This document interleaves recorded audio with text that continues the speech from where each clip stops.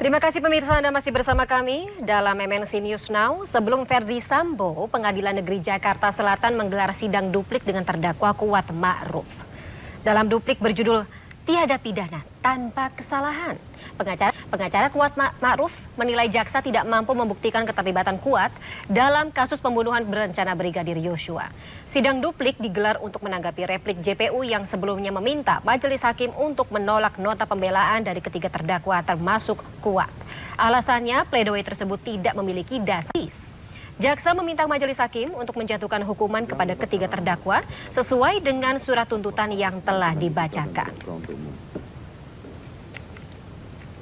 Baik. Sementara itu pemirsa, Pengadilan Negeri Jakarta Selatan juga hari ini menggelar persidangan kasus pembunuhan Yosua Huta Barat dengan agenda duplik atas terdakwa Ferdy Sambo. Tim kuasa hukum Ferdy Sambo menyatakan menolak replik yang telah dibacakan jaksa penuntut umum pada pekan lalu. Dalam judul duplik, cara seseorang berbicara menunjukkan pikirannya. Tim kuasa hukum menyebut jaksa penuntut umum frustasi dan tidak memiliki dalil yang cukup untuk membuktikan. Disebutkan juga bahwa dalil dari pihak jaksa tidak mendasar serta gagal memahami konsep 3 pilar hukum. Indeks Animi Sermo, itu judul dari duplik yang kami sampaikan, yang artinya adalah cara seseorang berbicara menunjukkan pikirannya. Majelis Hakim yang mulia, penuntut umum yang kami hormati, serta pengunjung sidang yang terhormat. Duplik tim penasehat hukum terhadap replik penuntut umum sengaja kami beri judul Indeks Animi Sermo yang memiliki arti cara seseorang berbicara menunjukkan pikirannya. Kacaunya ucapan seseorang menunjukkan kekacauan logika berpikirnya. Pada kesempatan ini, kami ingin menyampaikan penghargaan dan terima kasih lebih dulu kepada Majelis Hakim yang mulia, yang dengan bijaksana telah memberikan ruang yang sama bagi tim penasehat hukum untuk menyampaikan tanggapan atas replik yang telah disampaikan oleh penuntut umum pada persidangan yang lalu. Selanjutnya, kami juga menyampaikan terima kasih kepada penuntut umum yang telah menyampaikan repliknya setebal 19 halaman untuk menanggapi nota pembelaan tim penasehat hukum terdakwa Ferdy Sambo setebal 1178 halaman. Sayangnya, isi replik penuntut umum tersebut sama sekali tidak memuat hal-hal yang substantif, bahkan tidak menjawab secara yuridis nota pembelaan dari tim penasehat hukum.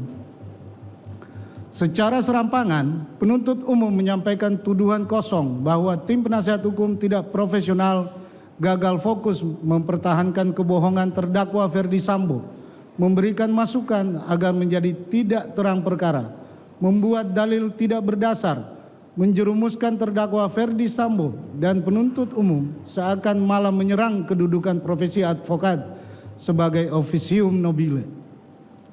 Tuduhan yang mencederai profesi penegak hukum tersebut tidak menyurutkan semangat tim penasehat hukum untuk menyajikan pembelaan berdasarkan fakta-fakta persidangan.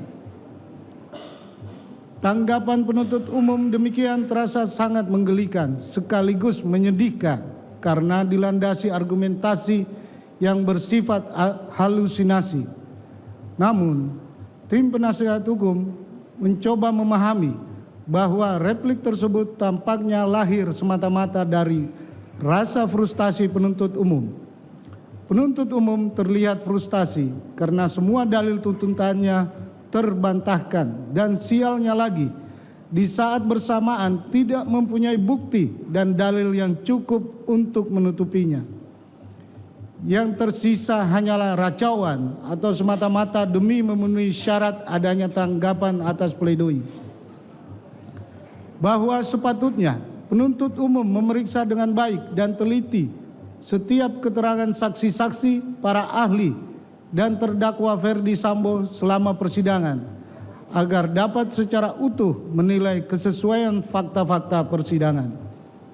Sangat disayangkan replik penuntut umum malah terus terjebak pada kerangka berpikir imajinatif yang bisa jadi turut menyesatkan proses peradilan masyarakat dan menjauhkan peradilan ini dari semangat imparsial dan objektif. Rasa frustasi sepertinya turut menyebabkan penuntut umum gagal memahami konsep dan sistem bekerjanya peradilan pidana yang melibatkan 3 pilar penegak hukum yang setara, yaitu penuntut umum, penasihat hukum, dan majelis hakim. Ketiganya memiliki tanggung jawab yang sama dalam mencari keadilan. Namun sayangnya, semua dalil penuntut umum justru dibungkus dengan tuduhan imajinatif dan tidak berdasar, semata-mata untuk menutup ketidakmampuan penuntut umum menghadirkan bukti-bukti yang cukup untuk membuktikan dakwaan dan tuntutannya. Dan untuk mengetahui situasi terkini di Pengadilan Negeri Jakarta Selatan, sudah bersama kami juga sore hari ini pemirsa, rekan Lika Apriliani. Di sana Lika, selamat sore. Poin-poin penting apa saja yang disampaikan dalam persidangan hari ini, terutama dari beberapa terdakwa yang juga mengajukan duplik?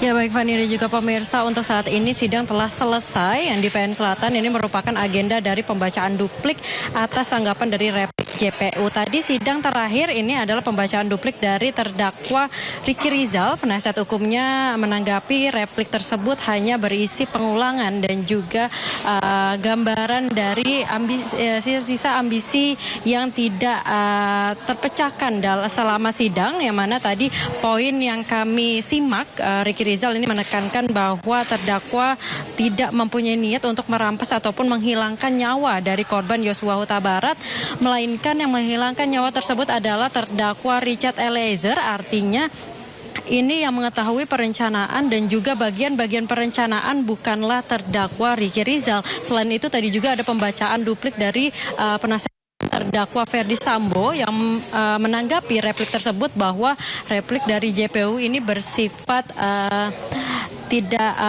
bersifat imajinatif, tidak berdasar dan juga tidak mempunyai bukti-bukti yang cukup kuat, dikarenakan oleh karena itu kesimpulannya bahwa penasihat hukum dari Ferdi Sambo ini menolak seluruh hasil dari replik yang telah dibacakan oleh jaksa penuntut umum. Selain itu untuk terdakwa Kuat Ma'ruf sendiri ini menekankan poin tidak adanya meeting of mind ataupun kesepakatan perencanaan pembunuhan Brigadir Yosua dari Kuat Ma'ruf dengan terdakwa lainnya. Oleh karena itu pihak dari penasihat hukum Kuat Ma'ruf melalui Irwan Irawan menyampaikan bahwa besar harapan mereka untuk kliennya dibebaskan pada putusan vonis akhir yang akan dibacakan oleh majelis hakim ini sendiri, tepatnya pada tanggal 14 Februari 2023. Di hari yang sama juga pembacaan vonis dari terdakwa Ricky Rizal, dan untuk terdakwa Ferdi Sambo ini pembacaannya pada tanggal 13 Februari 2023. Sementara itu, Fani, kembali ke Anda. Baik, terima kasih Lika melaporkan langsung dari Pengadilan Negeri Jakarta Selatan. Selamat kembali bertugas. Nah pemirsa, setelah menjawab Ricky Rizal, tanggapan jaksa penuntut umum, kini Ferdi Sambo, Ricky dan juga Kuat menuju vonis atau tahapan vonis hakim. Kita akan membahas lebih lanjut sore hari ini pemirsa bersama Iwan Irawan selaku kuasa hukum Kuat Ma'ruf dan juga Muzakir selaku pakar hukum pidana UII. Selamat sore Bapak-bapak. Selamat sore, Mbak. Baik, saya ke Pak Iwan terlebih dahulu. Pak Iwan, kalau hari ini kita melihat duplik dari klien Anda berjudul Tiada Pidana Tanpa Kesalahan. Mungkin bisa digambarkan atau dielaborasi lebih lanjut dalam dialog kita sore hari ini, Pak. Kenapa memilih judul itu? Ya, Mbak, suaranya belum nyambung kali ya? Belum terdengar suaranya nih. Oke, sekarang sudah cukup jelas terdengar, Pak Iwan? Ya, cukup.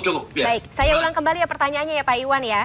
Dalam duplik klien Anda berjudul, atau saya kutip ya judulnya ya, Tiada Pidana Tanpa Kesalahan. Mungkin bisa dielaborasi lagi Pak Iwan dalam dialog kita sore hari ini. Kenapa memilih judul itu?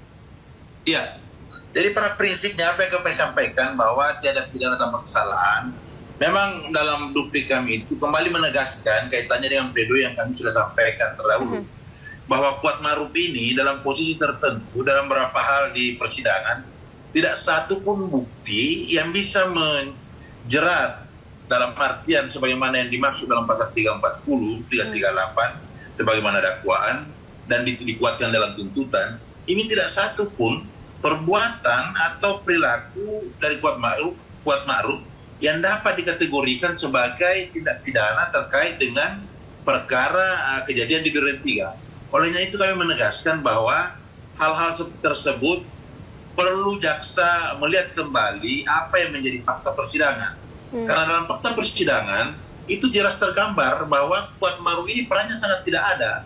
Dalam artian aktivitas dia selama dari Magelang ke Saguling ke Duren 3 itu sama sekali tidak bisa menggambarkan bahwa Kuat Ma'ruf patut dijadikan terdakwa dalam perkara ini. Apalagi kemudian akan dipidana ya. Nah, olehnya itu kami kembali menegaskan dalam bukti itu bahwa seluruh rangkaian persidangan yang telah kita jalankan selama 3 bulan ini, 4 bulan malah, itu tidak satu pun yang bisa menggambarkan bagaimana peran Kuat Ma'ruf dalam perkara ini. Sehingga kemudian, apalagi kemudian akan dijadikan salah satu pihak yang harus bertanggung jawab. Nah, demikian Mbak. Baik, Patah dan Jaksa Penuntut Umum, baik sampai ketika tuntutan kemudian juga sampai kepada proses replik sendiri masih dianggap tidak bisa membuktikan keterlibatan dari klien Anda dalam kasus ini, begitu ya Pak Iwan? Betul. Baik, betul. Kalau begitu saya ke Prof. Muzakir. Prof, kalau misalnya kita bicara mengenai duplik gitu, sebenarnya kan istilah replik dan duplik ini ya katakanlah untuk orang awam, terutama mereka yang belum pernah atau terlibat begitu dalam proses persidangan ini sedikit asing begitu dengan istilah ini, terutama duplik. Tapi kekuatannya atau kekuatan duplik dalam persidangan ini sendiri dalam membuktikan klien dari kuasa hukum ini memang tidak bersalah atau fakta-fakta yang dialamatkan kepadanya bisa tidak bersalah, sekuat apa? Jadi sesungguhnya di sini bukan lagi perdebatan membuktikan, tapi perdebatan pembuktian yang telah dilakukan oleh jaksa penuntut umum ketika dia membuat requisitoir gitu ya.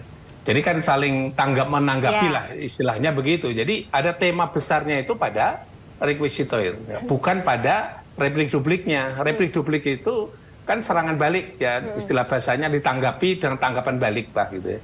Jadi tanggapan balik itu pada umumnya masing-masing akan menguatkan argumen masing-masing ya. Tapi tanggapan yang paling baik adalah menanggapi sesuatu dengan alat bukti yang lain yang menguatkan dari argumennya itu tentu saja lebih baik ya. Bukan hanya sekedar menilai dari pihak jaksa atau pihak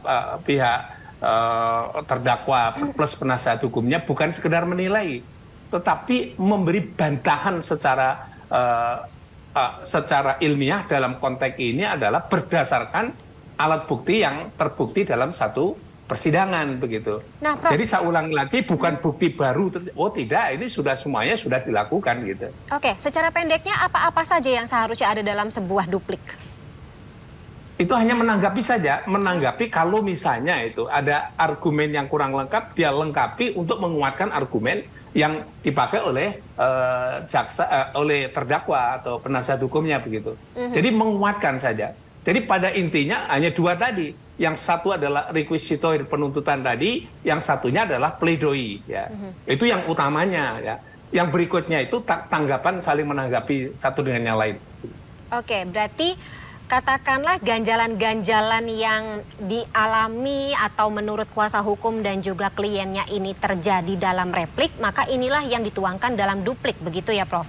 Benar. Baik. Jadi saling menanggapi, benar Baik. Begitu. Baik, Pak Iwan, ini semuanya tertuang ya berarti dalam duplik hari ini, semua yang ada dalam replik, apa-apa saja yang menjadi keberatan Anda dan klien Anda, dituangkan semua dalam duplik hari ini ya? Poin-poinnya mungkin bisa di-up lagi?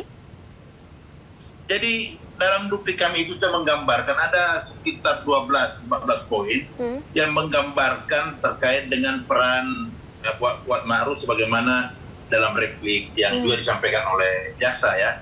Di antaranya itu kaitannya dengan pembicaraan di lantai 3 Saguling yang sama sekali tidak terinformasikan ke klien kami. Pembicaraan saya maksud itu pembicaraan antara Eliezer, Ricky Rizal dan Ferdy Sambo kaitannya dengan akan dikonfirmasi ke Joshua terkait dengan peristiwa Magelang. Itu salah satunya. Nah, jadi yang lain adalah kaitannya dengan keberangkatan dari Magelang ke Saguling Kuat Ma'ruf dan dari Saguling ke Duren 3 itu kan atas ajakan Ricky Rizal, bukan atas inisiatif dia sendiri atau ajakan oleh pihak lain. Nah, hal seperti itu kami tegaskan kembali. Yang paling penting adalah dalam duplik kami kami juga menegaskan bahwa tidak ada meeting of mind di antara mereka. Nah, khususnya komunikasi ya antara Kuat Ma'ruf dengan Ferdi Sambo, kaitannya dengan akan adanya peristiwa di Duren 3 itu jelas di persidangan tidak satu pembuktian menunjukkan ada komunikasi tersebut. Hanya satu komunikasi kaitannya dengan ketika Ferdi Sambo meminta saudara Kuat Ma'ruf untuk memanggil Ricky Rizal dan Yosua. Itu satu kali saja dan itu di Duren 3. Itu kami paparkan dengan jelas dalam duplik kami, menanggapi apa yang direplik daripada yang disampaikan dalam replik jaksa. Baik. Nah itu yang perlu kami tegaskan kembali. Begitu Mbak.